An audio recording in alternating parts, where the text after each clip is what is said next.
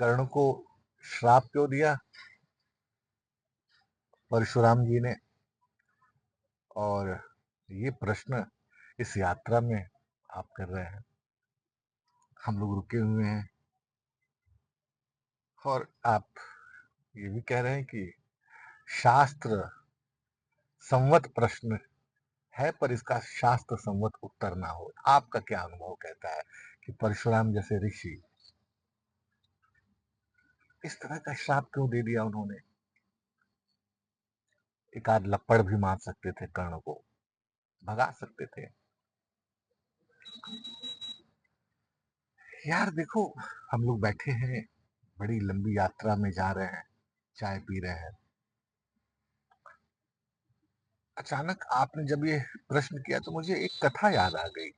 और वो कथा है, आपने सुना होगा, एक ऋषि हैं, पौरव ऋषि। तो कथा आती है कि जिस वक्त पौरव ऋषि थे, उस वक्त ब्राह्मणों पर देवताओं की इतनी कृपा हुई कि उन्होंने ब्राह्मणों के तप तपस्या पे अपना सर्वस्व धन दिया, धन धान्य जो भी था वह ब्राह्मणों को दान कर दिया। और इतना दान हुआ कि ब्राह्मण देवताओं से राजाओं से ज्यादा धनी हो गए। तो स्थिति यह हुई कि ये जो राजा महाराजा सब थे उस वक्त, वह दरिद्र हो गए। तो अब उनको पैसे की आवश्यकता पड़ी तो उन लोगों ने ब्राह्मणों को मारना शुरू किया और पैसा वगैरह सब ले लेना शुरू किया।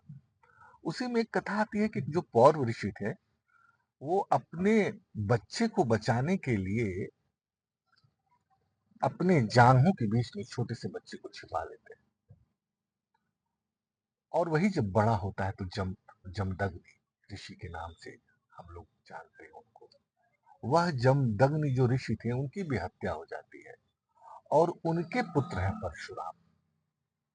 तो कथा याद करिए, कथा आप याद करेंगे कि भगवान परशुराम लेटे हुए हैं और कर्ण की जांघ पर लेटे हुए हैं, और बिच्छू आता है, कर्ण को जांघों पर काट रहा होता है। और वो हिलते इसलिए नहीं है कि कहीं हमारे गुरुदेव की निद्रा ना टूट जाए। तो रक्त का रसाव जब उनके कान तक पहुंचता है तो वो देखते हैं कि अरे, ये रक्त कहां से आया? अचानक उनकी नींद टूटती है।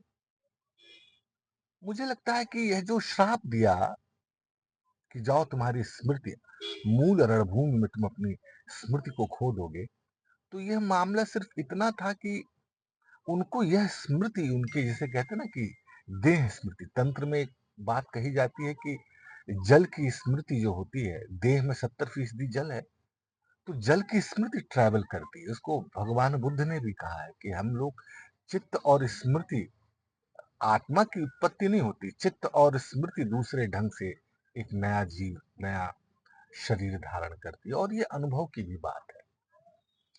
तो भगवान परशुराम को वह जमदग्नि की हत्या और पौरव का छुपाना, अपने ही कुल के पूरे जो डीएनए की स्मृति है वो याद उनको आ जाती है, और वह अचानक इसी स्मृति से झल्ला जाते हैं। तो कहते हैं कि जाओ तुम्हारी स्मृति खत्म हो जाएगी। तो यह मसला मैं इस ढंग से देखता हूँ। हालांकि लोग कहेंगे, ये जो महाभारत के व्याख्याकार हैं या पंडित वर्ग है, कहेंगे कि ये कैसी व्याख्या कर दिया मैंने। पर ये प्रश्न भी आपका कुछ ऐसा है कि आप इस विषय पर क्या सोचते हैं। तो भैया, मेरे समय में, मेरे काल में, मेरे अनुभव में अगर इस प्रश्न का उत्तर आपने मुझसे पूछा है, तो मैं यही कहूंगा कि अपनी स्मृति पर झल्ला करके, अपनी स्मृति पर झल्ला करके उन्होंने यह कर्ण को शापित किया। तो कर्ण को ये श्राप झेलना पड़ा और अंततः आप रणभूमि में देखिए कि वह इसी के कारण परास्त होता है। तो इस उत्तर को ऐसे समझिए आप।